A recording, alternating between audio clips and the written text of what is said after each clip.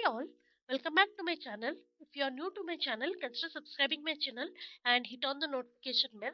And also follow me on LinkedIn where I'll be uploading the slides regarding the presentations that I am explaining it here. Okay.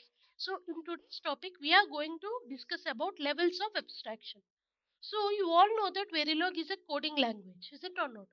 So in any coding language, you will be having different styles in order to present your code. Okay.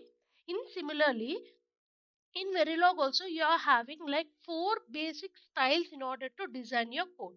Okay, one is behavioral level, another is data flow, another is gate level, and then coming to last one is the switch level. So among this, switch level is called the lowest level of abstraction and behavioral level is called the highest level of abstraction. So, why is this called as highest level and why is this called as the lowest level? Okay, we'll be discussing it. So, coming to behavioral level is nothing but basically in this type of level, you will be designing the code based on the behavior of the structure, like how the structure that you are going to design is behaving. Based on that behavior you will be writing the code. Okay, here you, and then coming to data flow. So in data flow modeling, what you will do means you will emphasize the code based on the transfer of data between registers. Okay, that means you will be writing the code based on the data that is transferred between the registers. That is why it is called as data flow. That means based on the flow of the data you will be writing your code. And then coming to gate level. So basically gate level is nothing but you will be writing the code based on the gates. Okay, that means you will be having some circuit diagrams. Okay, and based on the circuit diagram you will be writing the code. Okay, so, and then coming to the last one, which is switch level. Switch level is basically writing the code on CMOS by using CMOS and NMOSs. Okay. So, in Verilog, basically, you will be using only these three codes like behavioral, data flow, and gate level modeling. So, generally, why you don't use switch level is because, as a okay, let me give you a small example for this. For example, you're running a company and you're the CEO of the company. So when you are in that position, basically what you will do, you'll generally held the meeting with managers. Okay, manager level. Okay, so or else you don't do it with all the employees in the company, is it or not? So that is how basically when you're designing a high-end modules, okay, we don't need to go to the lowest level like CMOS and NMOS in order to design our circuit. That is why in Verilog, not in all HDLs, but mostly in Verilog, we don't use switch level. We will be using only behavioral, data flow, and gate level. Mostly behavioral level. Okay, why? Because as I already told you, the designs that we are going to design are high-end designs. So basically, when we are going to design that high structured circuits, basically we will be just writing the code based on its behavior level. That is why this is called as highest level of abstraction, because mostly we will be using this level of abstraction for writing the code, and this is lowest because as I already told you, mostly we doesn't use this in Verilog.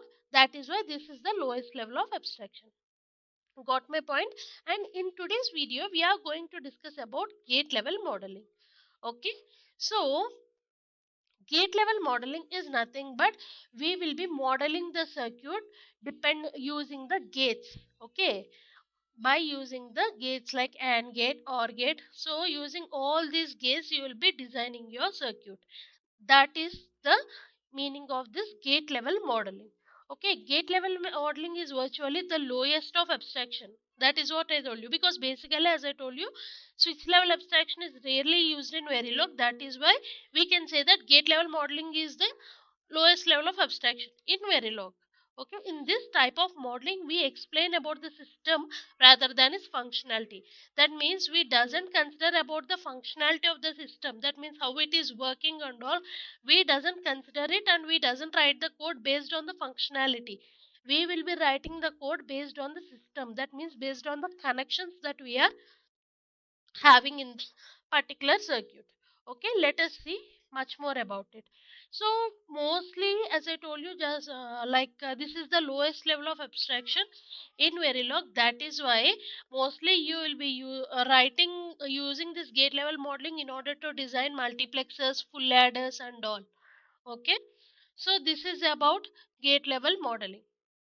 And now coming to what are gate primitives in gate level modeling. So, okay, let me explain this with a small example. For example, you want to design an AND gate. Okay, then what you will do basically, what does the AND gate consist of? Two inputs like AB and one output, is it or not? So, when you want to write a code for it, basically what you will write, like module, okay, A comma B comma Y, and in this input are A comma B, okay, and then output is Y, and then some Y equal to A and B, and then end module, is it or not? Right, this is the basic end program. Here in Verilog you are having advantage here. What is that? Instead of writing, if you see here 1 2 3 4 5, instead of writing this 5 lines of code in gate level modeling, you can just instantiate a keyword called AND. Okay, these are already inbuilt, predefined. Okay, predefined in the Verilog library. Okay, that is why what you can do, you can use just the instantiation of this by using, instead of writing all these things, if you want to use them, and if you want to design an AND gate, you can just do it by using the keyword called A and D.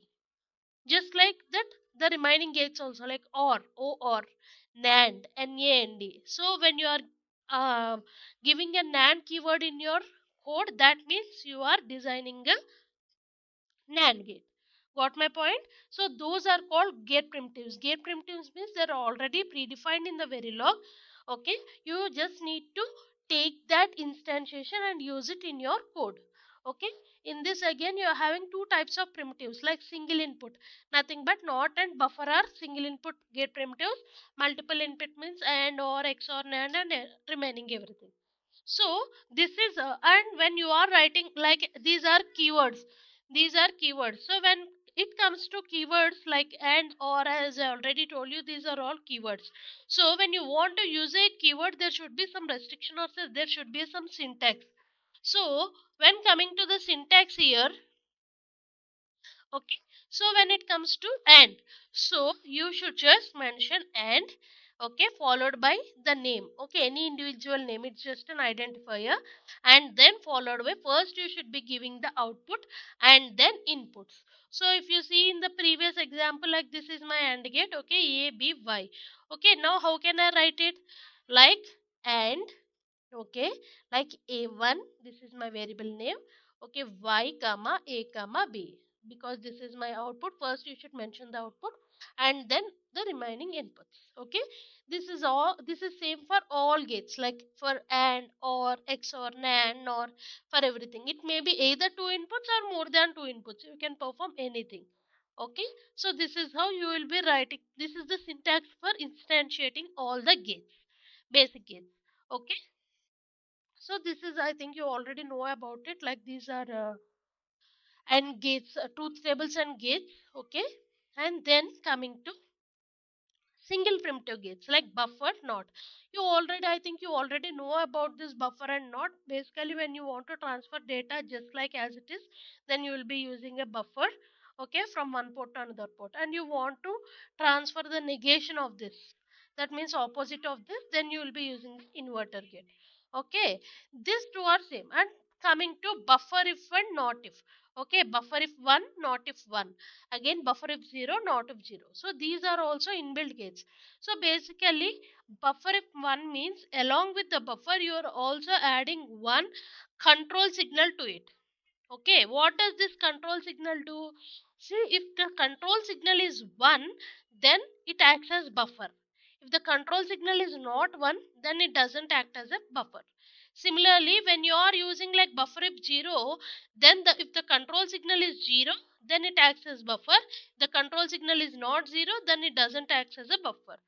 Similar for not and not if 1 and not if 0 also. See, this is how. See, buffer if 1. That means Here this is input and this is output and this is the control signal. Now based on the working of this control signal, this action is either buffer or not. Like if you see here, it is buffer if 1. So if control signal is 1 only, then only whenever there is, like if you see, when it is input 1, that means if it is 0 it will be 0, and if it is 1 then it will be 1. Okay. And if here, if you see, if this is 0, then it doesn't act as a buffer. Then what it will do, it will be giving the high impedance values. Okay. So similar for this one also, like control buffer if, not if also. Okay. Not if 1. If this control is 1, then it acts as not gate. Control is not 1, then it doesn't act as a not gate. Simple. Okay. These are the truth tables regarding this. Just check this out. And now let us write a program. Okay, simple program for a half adder using gate level modeling. Okay, if you see here, as I already told you that for half adder, for any code in gate level modeling, you need to know the structure of the design rather than the functionality. So if you see here, this is my half adder and this is the structure of my half adder. Okay, so this is the logics and this is the truth table. Now let us see, based on this structure only you will be writing the code. Now let us see how we going to write a code. Like module. Okay, what are the inputs here?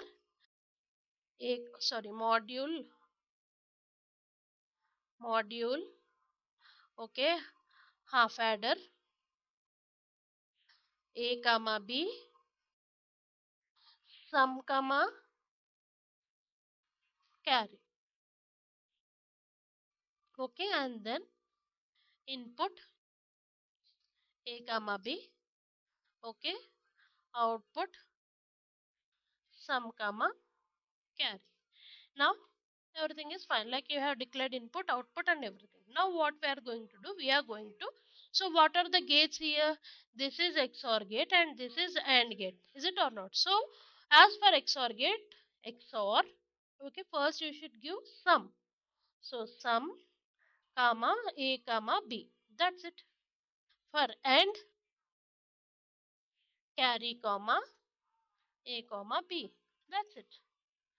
Okay, so now what happens? AND mod.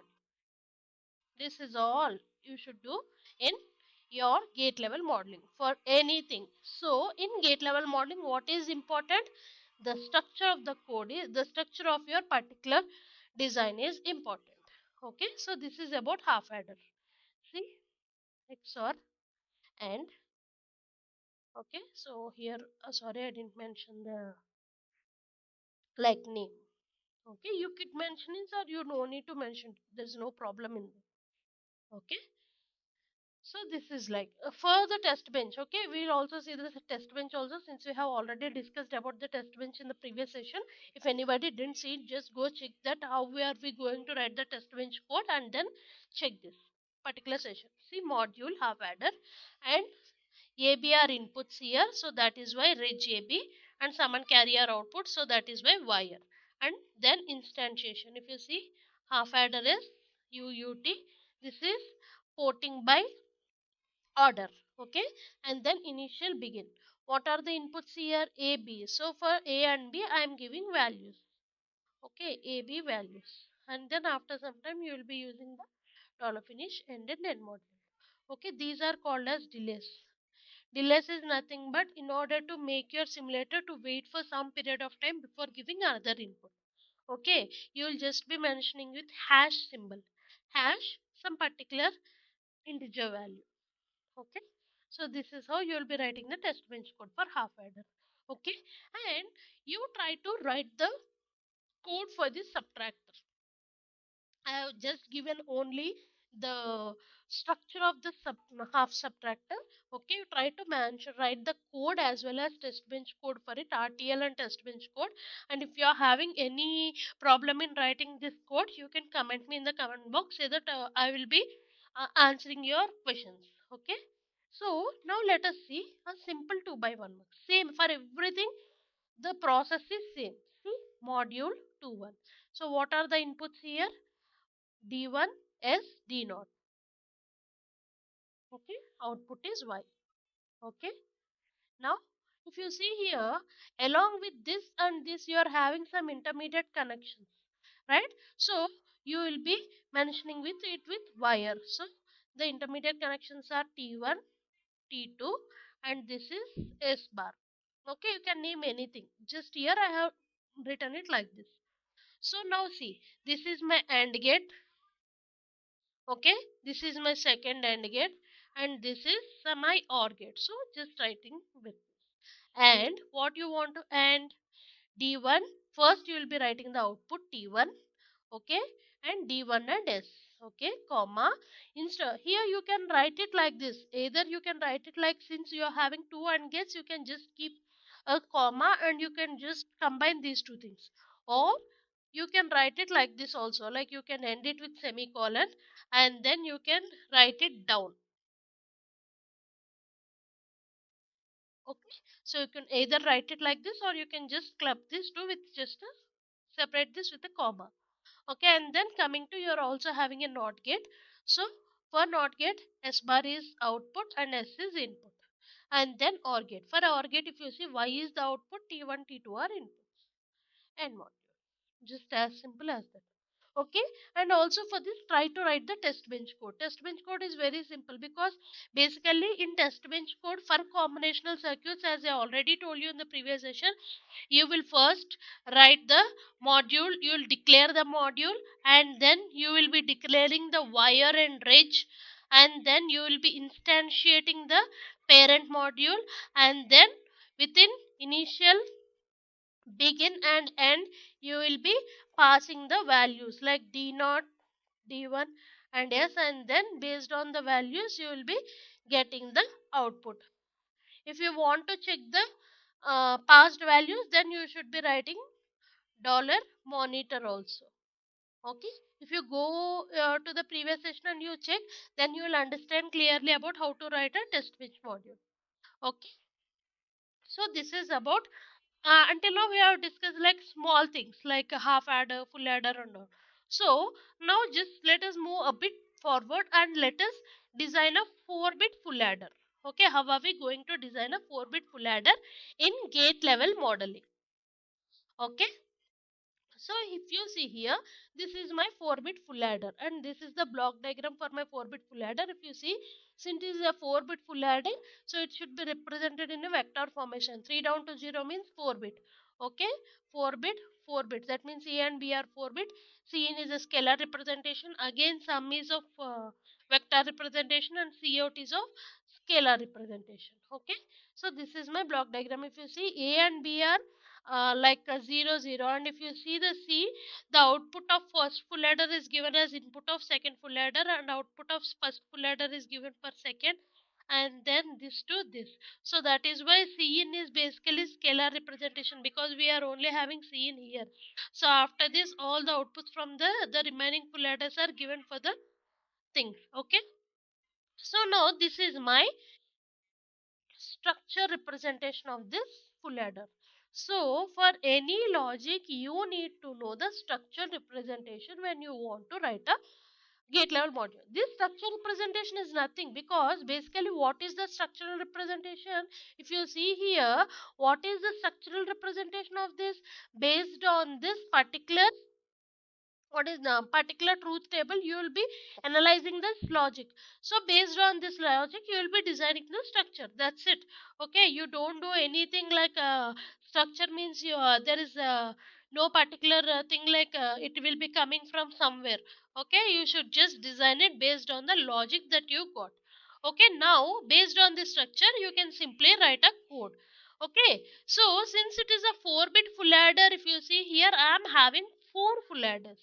So now I have an idea, like I can just write one full adder code. I can instantiate it 4 times.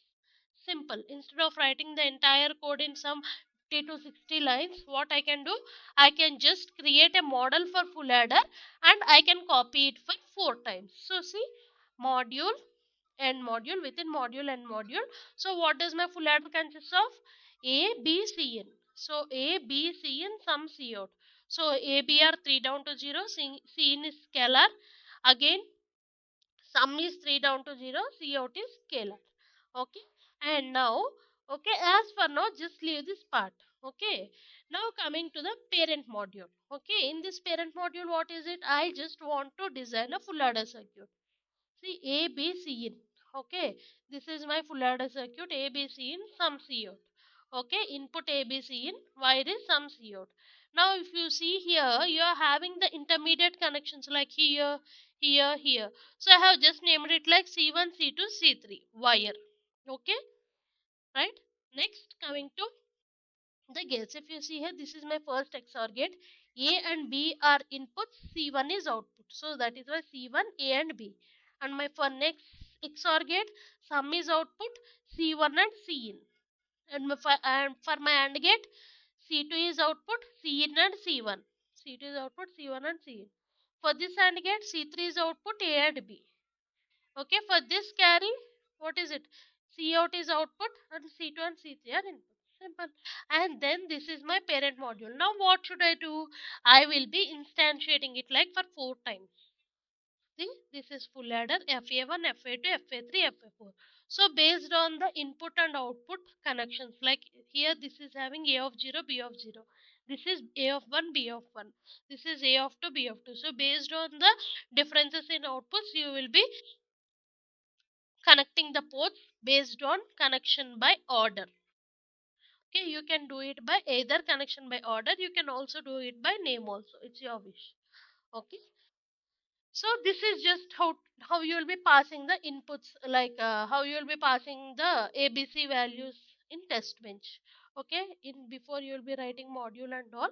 Okay, I just module and then instantiation is everything, and I just wrote like how to pass the value. Okay, how to pass the stimulus here you have done it. Okay, so it is about the full adder, like a gate level, how you are going to write a code use in gate level modeling. Okay, so this is about the basic idea of how we are going to write a code. Okay, so start after listening to this class, just don't leave it like that. Like after you have understood about this class, try to write the basics in gate level, because many of you, like many of students in engineering as well as fresh graduates also, think that why to know about all the basics, because we have already seen all these things in engineering subjects and all. But anything, whatever, like whenever, according to my knowledge, in any interviews or in anything, they just need to know your basics. Okay, first of all, you just need to know your basics. If you're 100% good in your basics, then you're good to go for the remaining things. So first brush up your basics instead of just checking all the higher things and just mugging up there and all. So according to me, try to brush up your basics, because basics are really important, not only in this particular language, in any language basics are important. When you are good with basics, you can go to anywhere. Okay, so this is all for today. Thank you.